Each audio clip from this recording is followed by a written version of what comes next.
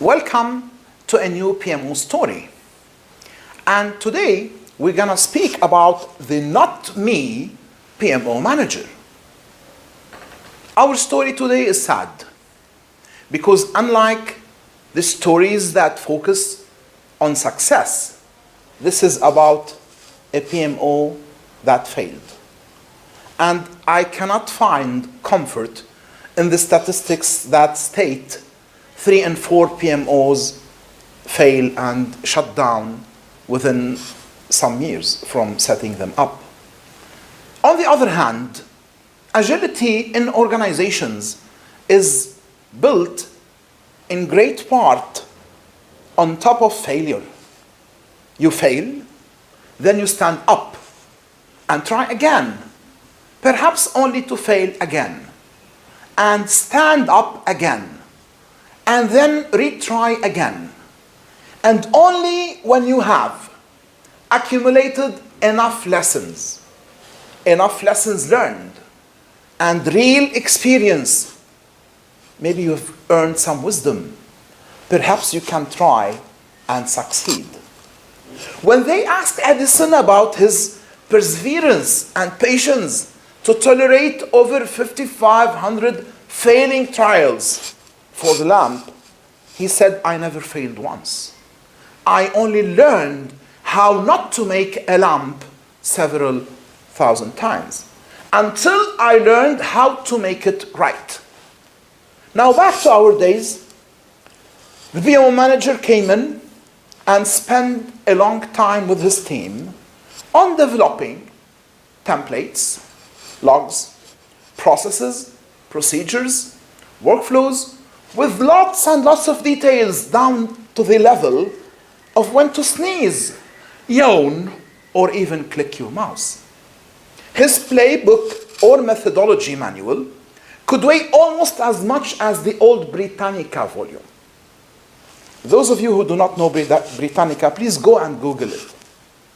Now the PMO started to offer training not on project management, but on methodology and template filling, and required full compliance from all project managers.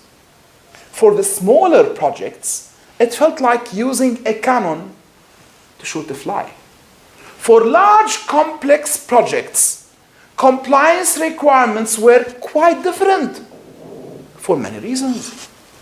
One of them is client requirement, joint ventures, standards from many international vendors in other regions. When the project managers asked for support, customization, and specific capacities, the PMO manager said it is not his mandate, nor responsibility. And although he had some very qualified resources, they were much consumed in policing compliance rather than help real projects in trouble. Eventually, some projects failed. But from the perspective of the PMO manager, this is not his problem. Finally, one of the bold project managers confronted the not me PMO manager and asked him, do you want us to comply to the Britannica methodology or manage the project to success?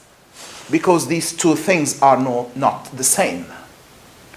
When citizens do not abide by the law, the police arrest them. And so the PMO manager became like a police with a big difference.